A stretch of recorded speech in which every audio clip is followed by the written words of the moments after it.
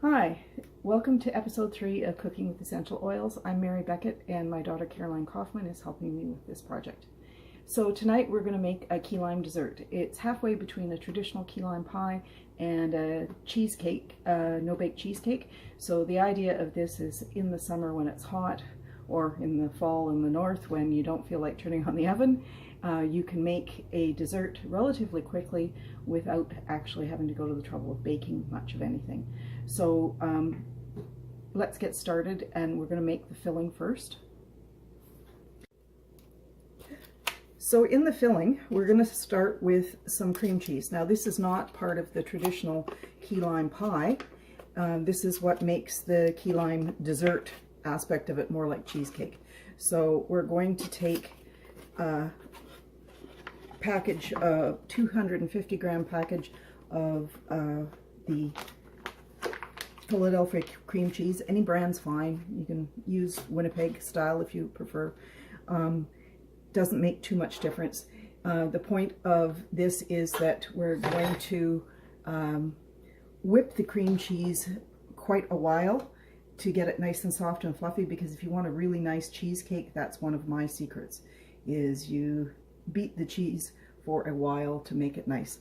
And the part of this that's more like a traditional key lime pie is we're putting in the Eagle brand sweetened condensed milk. So this is all the sugar we're going to need in this recipe, and it will give you that traditional creaminess that you get in a key lime pie. A traditional key lime pie would be the sweetened condensed milk and some egg yolks and lime juice, and that's about it, inside a crust and then baked. But since we don't want to bake this, we're doing it the cheesecake way so that we have the custardy feel without having to do actual custard. So I'm going to set my blender here. Just start it off slow and then move it up to about 4. And we're just going to let that go for a few minutes. We've been beating this for about 3 or 4 minutes and it's gotten pretty smooth. And now I'm going to add in, I've got the real lime juice, and since I didn't have enough key limes in Inuvik that looked like you'd want to buy any to do them with, I'm just using a half a cup of the juice directly out of the bottle. Now if I had actual limes, I probably would have put some lime zest in, but since I don't, I'm going to use the doTERRA lime. Now that is made from the zest of limes, so I am effectively doing the same thing. So I'm going to put about 4 drops of that. And that will give us that extra kick of the lime zest.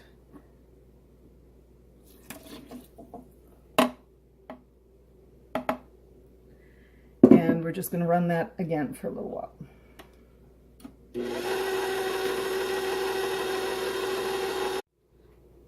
Okay, so we finished beating the cream cheese with the milk and the lime juice and lime essential oil.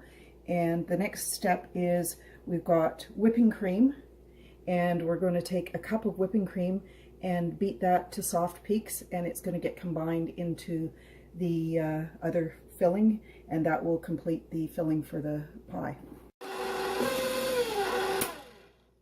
Alright, so we have whipped our cream to soft peaks. You want to make sure that you don't do it to soft butter stage, because you can do that with whipping cream. And, sorry, I just have to be able to see to do that. So there's the cream, and it's nicely whipped. And I'm just going to put that into the other bowl. Just give me 2 seconds.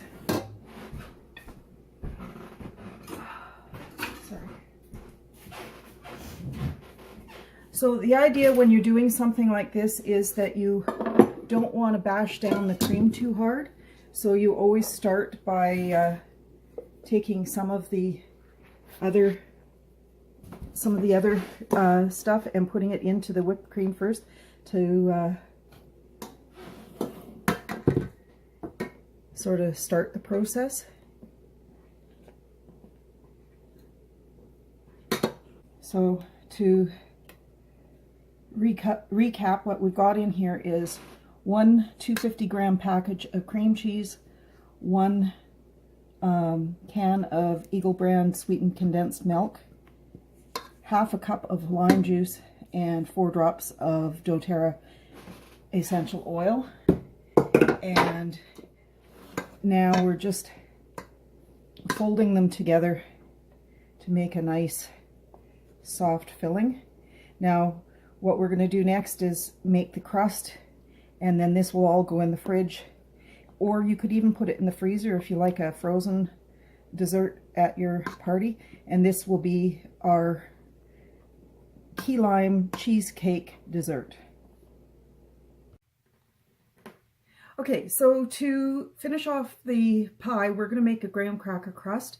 Now, I didn't buy graham cracker crust ready-made in the store, which you can do, nor did I buy the crumbs. So I am taking about 1.5 sleeves of graham crackers from the standard box, which is, you know, the honey-made ones here is what I've got. That'll make about 2 cups of graham cracker crumbs, and I put them into a Ziploc bag and sealed it tight, and I've got my trusty rolling pin, and I'm going to mash them down. Okay, so that took a couple of minutes, but it's pretty easy to do if you have a nice big bag like this. I find when I use a smaller bag that sometimes the sides split, and that's not as much fun. So anyway, we've got in the measuring cup here a 1/4 cup or so of butter that we melted. And I'm just going to add the graham cracker crumbs to the butter.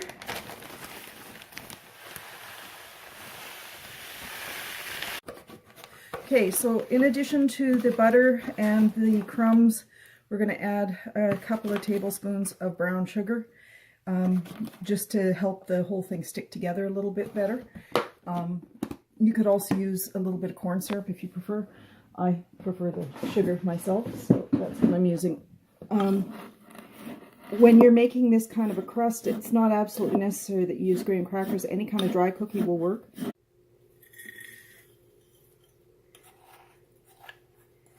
So as you can see, I'm just dumping all of this at once into the pan. Don't worry if it's not totally perfectly mixed before you dump it into the pan, because now that you've got it in a bigger thing, it's easy to do a little bit of final mixing. And then the next bit, you can either use a fork or you can use your fingers, and you want to press this down so that you have a nice firm crust. Otherwise, when you go to cut this, it's just going to be crumbs. Okay, so we thought our crumbs were a bit dry, so we're just adding a bit more butter just to make it stick a little nicer. Oops.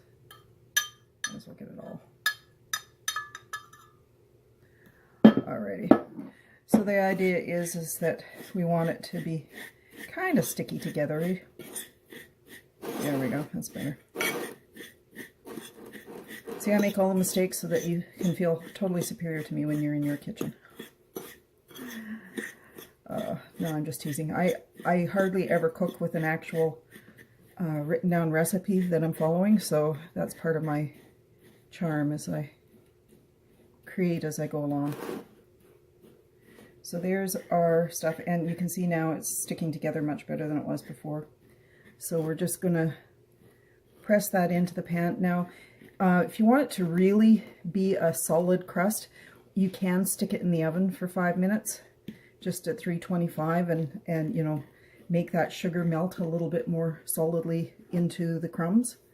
That would not be wrong. I just don't particularly think that it's necessary in this particular case, and I'm trying not to make my house hot. So there we go. Okay, so here's our beautiful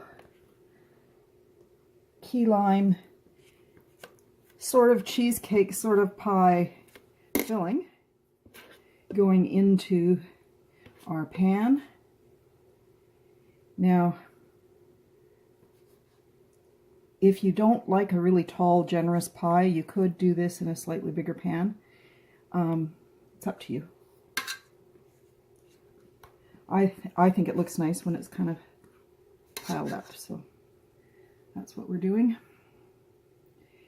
Now this has got to go in the fridge to finish setting. The cheese and the whipping cream will set up a little bit so it won't be completely liquidy. And so you make it the night before and eat it the next day, sort of thing.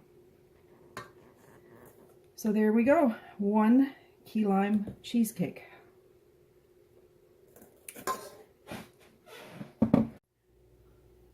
Okay, so we're going to do a topping for this pie.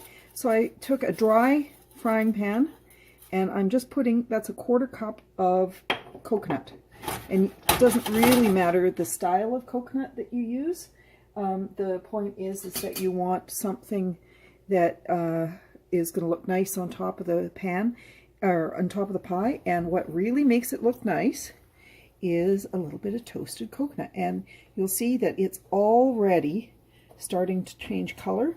So you really do have to pay attention when you're doing this, because you do not want to burn your coconut.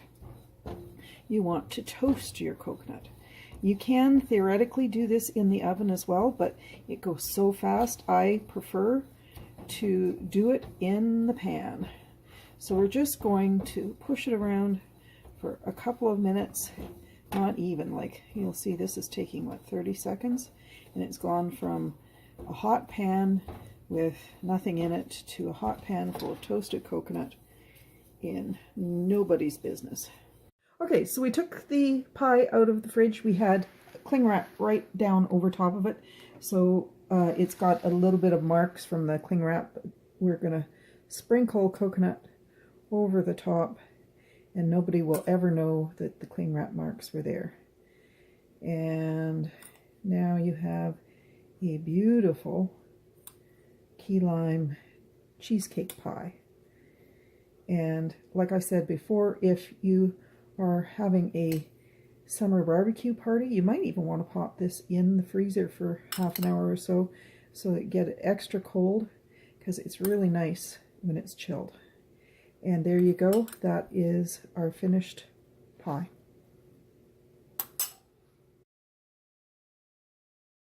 This was the essential oil that we used tonight. It's lime. Now, lime essential oil is one of the citruses, so it's super uplifting for your mood, and it's good for cleansing and cleaning both inside and out.